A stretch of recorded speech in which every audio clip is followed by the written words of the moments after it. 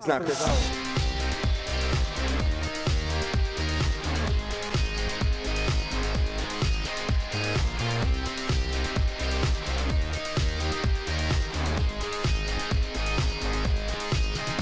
Welcome to WSN's The Zone on Fox. I'm Manny Melito, and well, we've got a big weekend recap for you. Opening kickoff weekend of high school sports here in this area. Not just this area, we went up to Bellevue. Trinity came over from Texas. First time that's ever happened. Plus, tomorrow night's matchups. We're going to break those down. Jerry's power rankings, top players, all that good stuff. So let's start this off right. Bellevue, Trinity. First time it's ever happened, like I mentioned. Let's take a look at what went on the west side. The game, coming into it, we knew they were going to be way bigger than us. Hyped up, they do the haka, and coach's main focus was just mindset. It was all mental. We knew physically, we had been in the weight room, so physically they were going to overpower us. They were stronger than us, but mentally, we just had to come in and run our stuff. We couldn't be intimidated by their size and everything. We just had to come in with a calm mindset and just do everything right. Yeah, it was really fun. It was really close. They were banging, they were hitting hard, they were physical, they were really getting off the ball and messing up our offense. And both ways, our defense are doing great. Their defense, our defense are doing great. Oh, I'm just so happy, but I know we're still not done yet. We still got Bothell next week, and we're still on our way to try and win state and be the first to win 5 state titles in a row. By the end of the day, we did what we do, which is now we knew after seeing the film that they literally had us by about 80 pounds a guy, and they had great team speed. So, the equalizer is execution and discipline in what we do. And we told our guys we had to be the more disciplined team, and you know what? We weren't. They were extending drives, and we were extending drives, and give credit to them, And we told our kids they were never going to quit. They were going to play the entire game all the way through, and they did. And give credit to Trinity, man. Those guys played hard. That was a war. So the final score, 31-24 in overtime, because here in Washington, we play overtime. In Idaho, on the other hand, where Kennewick took on Lake City, they don't do that. Let's take a look at that game. The Kennewick Lions go to Lake City in Idaho for a heavyweight bout. Kennewick off to a quick start. Who is the quarterback? Dylan Tenacourt throwing a touchdown right here to Bodie Simpson. Dylan Tenacourt with 3 touchdown passes on the night. What a great opening game for Dylan Tenacourt, the junior. Lake City, they come all the way back to tie it. So 27-27, the final score. Wow, I guess ties are allowed in American football. That's weird. Didn't know that happened. But we had our own WSN kickoff for the whole weekend. That was on Friday night as well. Chiawana, Hanford, number 1 versus number 2. What a big game that was. Let's take a look going back to Friday's post-game recap. So an exciting game here tonight at Franmere Stadium, the Hanford Falcons home opener. They had the Chiawana Riverhawks. Jerry, what'd you see? Well, we saw Jake Oram with a touchdown reception to kind of shock everybody. Hanford comes out throwing, and Jake Oram takes a long pass from fourth side. They go up 7-0, and then back at the other end, Terrell Bell.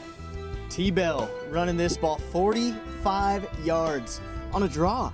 Yeah. Showed the speed, showed some quick side to side, really looked good out there in the opening drive. And then Chiawana's offense kind of started to stutter, a bad punt snap into the end zone, and there's Hanford's 2 more points. It's week 1, so the mistakes we definitely saw uncharacteristically Chiawana make a lot of mistakes. And then an exciting run by Jalen Devine. We're moving into the second half. It was 9-7 going to the halftime.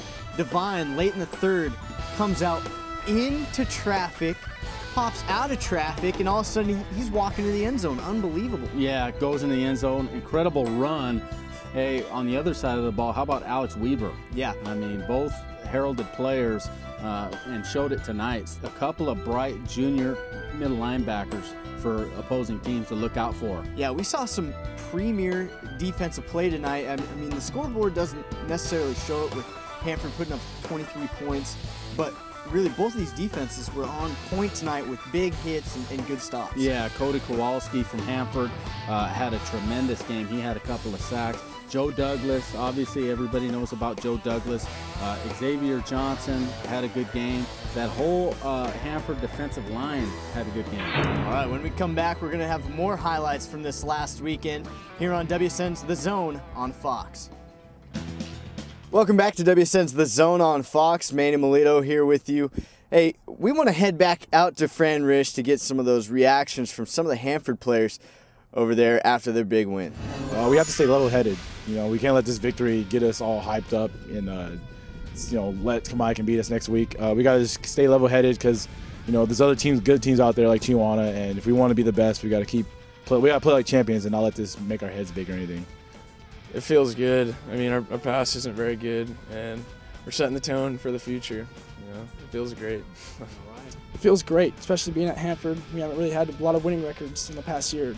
I feel like this could be our big year this year, and that's a good statement to make right off the bat.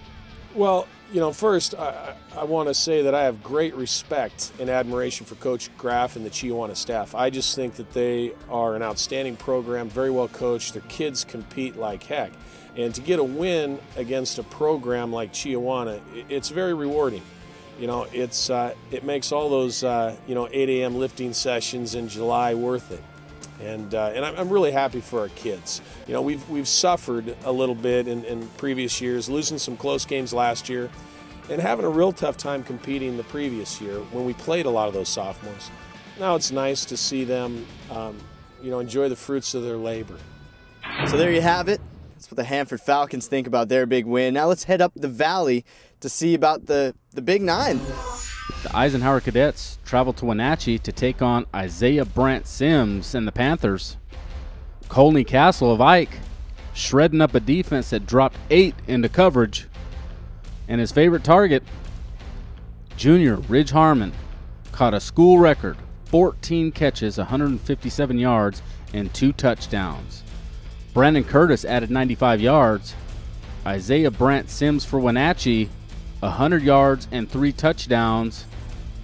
Mark Aguilar also contributed on the ground. And in a great game, Ike comes out with the victory, the surprise victory over Wenatchee, 29-27.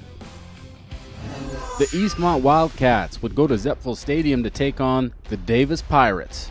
And right here, Eastmont's Darren Hargrove with the long run. He had 163 yards, 2 touchdowns, and put himself on the map in the Big Nine.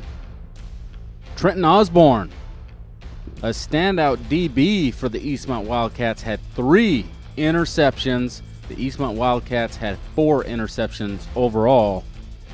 This is Carlos Pierre Bajaro on the reception. That was about the only thing they could get going. And the Eastmont Wildcats pull out the impressive victory in Yakima. Sunnyside takes on Grandview. The Grizzlies quarterback Eduardo Salmarone had a breakout performance. Some long runs on the night. He had a total of 3 touchdowns on the ground. Another one through the air to Jose Contreras. Jose, 3 catches, over 100 yards, and the Grizzlies would hang up 54 points and cruise to victory against Grandview. All right, so that's the Big Nine. We're going to head back home to the Tri-Cities and take a look at a Friday night matchup that happened right here at the Lamp. Southridge, Richland, and it ended with the quarterback doing this. Richland would go to Lamson Stadium to take on the Southridge Suns, and this was a defensive battle on both sides. Caden Diaz for Southridge actually had a decent game on the ground, and Grant Latham, Richland with the pick 6, and it looks like they may come out with the victory. Southridge with a Hail Mary opportunity. Grant Latham in the air. Brennan Kelly comes down with the touchdown. Brennan Kelly, 9 receptions, 120 yards, and the winning touchdown. Southridge is 1-0.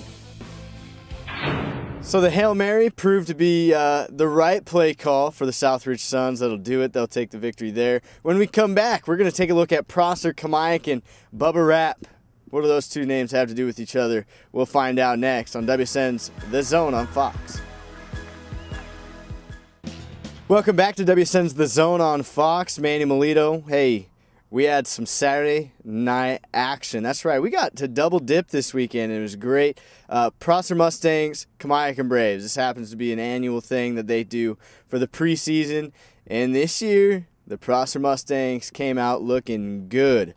Bubba Frank, Danny Rapp. Let's take a look at them. The Prosser Mustangs would travel to Lamson Stadium to take on the Kamiakin Braves on a Saturday night showdown. Two quarterbacks highlighted here, Ryan Fassler of Prosser and Kyle Robertson of the Kamiakin Braves. Here's Bubba Frank on the hook and ladder to get Prosser started right away. Speaking of getting started, check out Kay Perrins with the interception on Ryan Fassler. Javon Williams with a good game.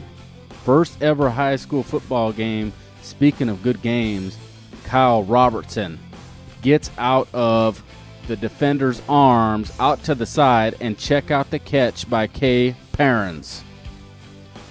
Ryan Fassler also got going in the second half. This is Danny Rapp. Prosser scores the go-ahead touchdown in overtime, and look at this. They're going for two. Does he get in? Kamiakin's chance now. Kamiakin with the touchdown. Now they have to go for two to Javon Williams. It looks like his toes might have just been out. Prosser comes out with the victory. I mean, it's all about the offseason, what you do in the offseason. And we put in a lot of time and we bonded together. And so, I mean, that's where it comes in. We're like family. So that's a big deal for us. I mean, at the end of the day, it's just a non-league game. We start league next week, but it is huge. Confidence, everything's going through the roof right now. I mean, I think fan support's going to go up a lot. I mean, that was great. That was awesome. Well, it means everything, just because the last couple years there's like a curse that was on us here at Lamson. We haven't got a victory here in a while, so it just feels really good to finally get one here. Talk about the gamble of going for two after the score in overtime. Yeah, that was a gamble. You know, we've been working on it a lot, and so we were pretty confident, and I mean, we had to get it done. We wanted to come out of here with a win. I mean, we weren't going to slide for an extra point and then have them get two, you know? That would have hurt. That would have hurt really bad. So. Yeah, I mean, special game, first of all. These guys, like we told them, they're going to remember this forever, you know? Just so many big plays throughout the game, and you know, this is the third year in a row we played Kamiakin, and our guys wanted this pretty bad, you know? So they just kept scrapping away, and we're just proud of their effort, you know, the first thing we think about here. All right, when we come back to WSN's The Zone, I'm going to hand the show off to Jerry, and he's going to show us the new rankings and the matchups for next week. So stay tuned to WSN's The Zone on Fox.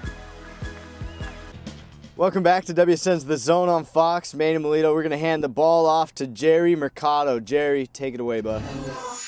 Here we go. It's time for week 2 of the MCC and Big 9 power rankings, starting with the Big 9. Number 3, the Wenatchee Panthers gave Ike everything that they could handle, but because they lost, especially on their home field, they'll drop all the way to number 3. Number 2, Sunnyside is going to stay right there at number 2. And number 1 will be the Eisenhower Cadets. For the MCC, things are very competitive in that tough conference. At number 3, the Kamiakin Braves. Even though they lost to Prosser, they still show that they have a high-octane passing game.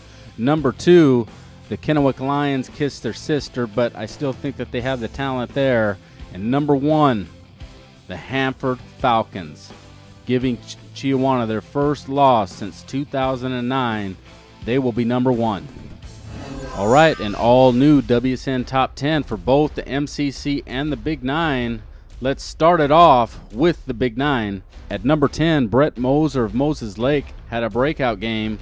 Blake Aguilar showed that Wenatchee has a two-headed monster. Darren Hargrove of Eastmont carried the load for them. Joseph Contreras showed how explosive he was through the receiving game. Trino Rubio had the highest average per rush out of the Big 9 and MCC. Ridge Harmon broke a school record with 14 catches. Eduardo Salmarone, 4 touchdowns total. Cody O'Connell moved mountains for IBS, who's number 2, Isaiah Brant Sims, and number 1, Colney Castle. In the MCC at number 10, Will Bishop leads a Hanford defense that is stout this year. At number 9, Caden Mon still showed that he's a force for Chiawana. At number 8, Brendan Kelly showed that he's ready to break out sooner rather than later. At number 7, Kay Perrins may be the best skills player in the MCC. At number 6, Devin Ramos is still explosive. At number 5, Jonah Ho shows that he can turn on the afterburners. At number 4, Kyle Robertson shows he's going to be the next great Kamaikan quarterback. At number 3, Alex Weber is the real deal for Chiawana. At number 2, Jalen Devine showed that he might be the best runner in the MCC. And at number 1, Joe Douglas making an impact on both sides of the football for Hanford.